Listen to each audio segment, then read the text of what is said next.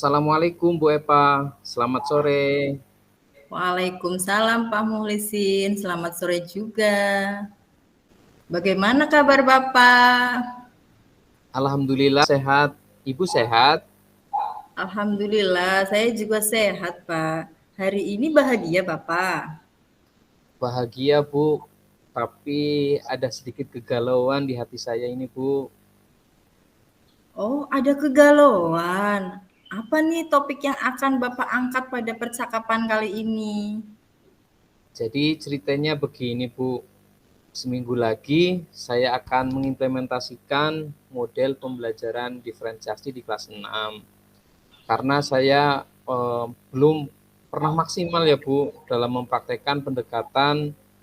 Jadi saya datang ke Ibu, mudah-mudahan dari pertemuan kita kali ini saya dapat ide, dapat gambaran untuk mempraktekkan pembelajaran diferensiasi, Bu.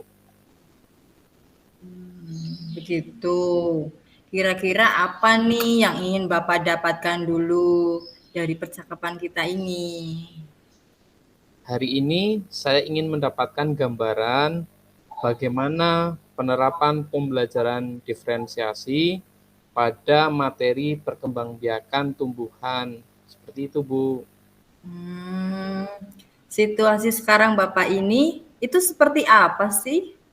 Oh, sebelumnya saya sudah mempraktekkan diferensiasi, tapi hanya pada diferensiasi konten saja.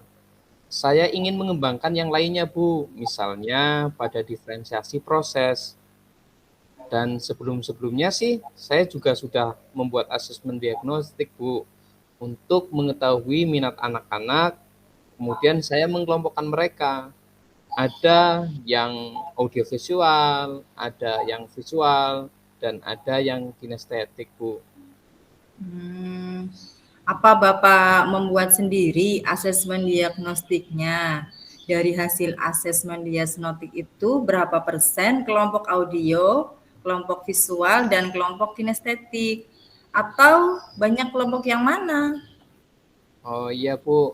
Dari hasil diagnostik itu, yang audiovisual 30%, yang kinestetik 30%, dan yang visual 40%.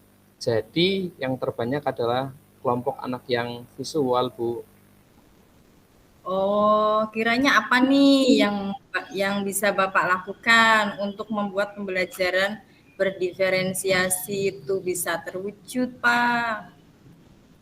Mungkin saya akan membuat media pembelajaran ya, Bu, yang tentunya berbeda-beda untuk tiga kelompok ini. Untuk audiovisual, saya akan membuat video pembelajaran. Untuk kinestetik, saya akan mengajak anak-anak untuk praktikum, Bu. Oh, gitu ya. Bagus sekali. Strategi yang Bapak gunakan berbeda-beda. Jadi kelompok audiovisual akan membuat video dan yang kelompok kinestetik akan diajak praktikum. Apa yang akan Bapak lakukan agar pembelajaran berdiferensiasi itu bisa berjalan dengan lancar, Pak?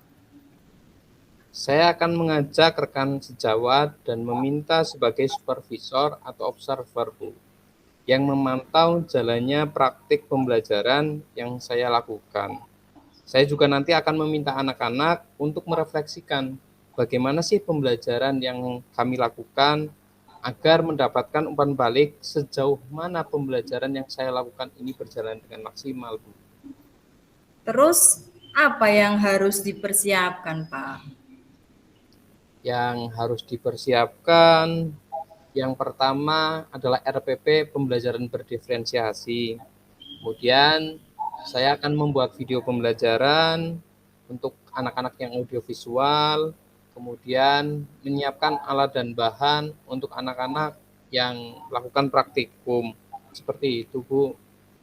Oh, luar biasa ya. Tadi Bapak sudah mendiagnostik murid Bapak.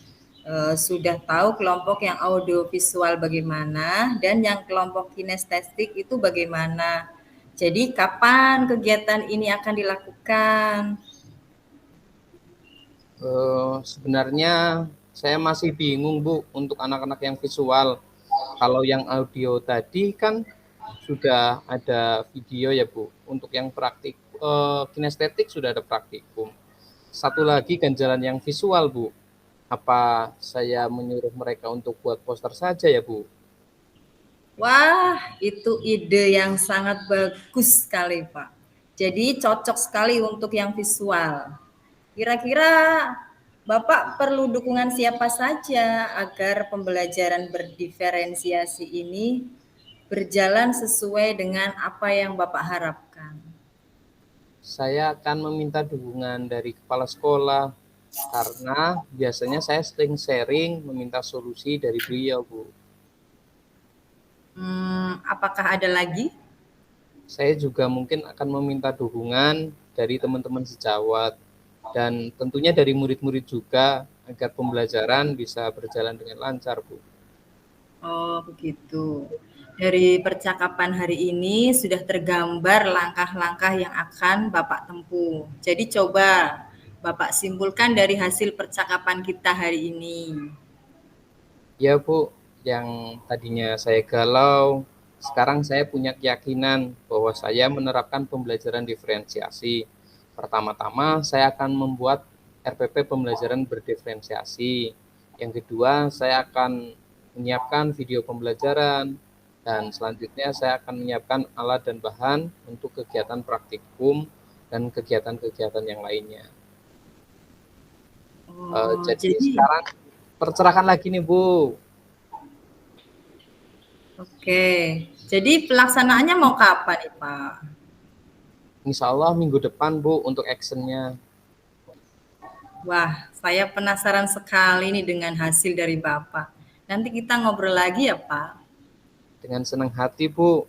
Nanti saya menemui Ibu lagi untuk menceritakan praktik baik yang sudah saya lakukan tentang pembelajaran diferensiasi ini. Yang penting Ibu jangan bosan ya Bu. Tidaklah, Pak. Saya pengen tahu action Bapak seperti apa dan hasilnya bagaimana. Nah, sekarang setelah kita berbincang seperti ini, bagaimana perasaan Bapak? Saya ngerasa lebih bahagia Bu, lebih tercerahkan. Alhamdulillah. Terima kasih ya Bapak sudah sharing dengan saya. Kita sama-sama support, Gi. Oke Bu, saya ucapkan terima kasih sudah membantu saya. Saya mohon pamit dulu ya Bu. Eh, oke, nanti kita jadwalkan lagi, Gi, untuk pertemuan dan sharing lagi ya, Pak. Siap Ibu. Terima kasih Bu. Saya izin permisi untuk kegiatan selanjutnya nggih. Siap, Pak. Monggo. Oke, terima kasih Bu. Oke. Setelah Bapak tadi melakukan percakapan, apa yang Bapak rasakan setelah di coaching? Ya Bu, setelah di coaching ini saya merasa bahagia, merasa senang, merasa tercerahkan karena setelah melakukan coaching saya bisa mengidentifikasi masalah, bisa menemukan solusi. Yang terlebih lagi dalam proses coaching tadi saya tidak merasa digurui, tidak merasa bahwa saya harus dijudge seperti ini A, B, C, tidak. Tetapi Ibu mendengarkan betul, Ibu mengarahkan saya sehingga saya lebih tercerahkan, lebih tergambarkan untuk proses-proses pembelajaran diferensiasi yang menjadi kegalauan saya tadi. Terima kasih Ibu. Tinggi, sami-sami Pak. Alhamdulillah. Oke.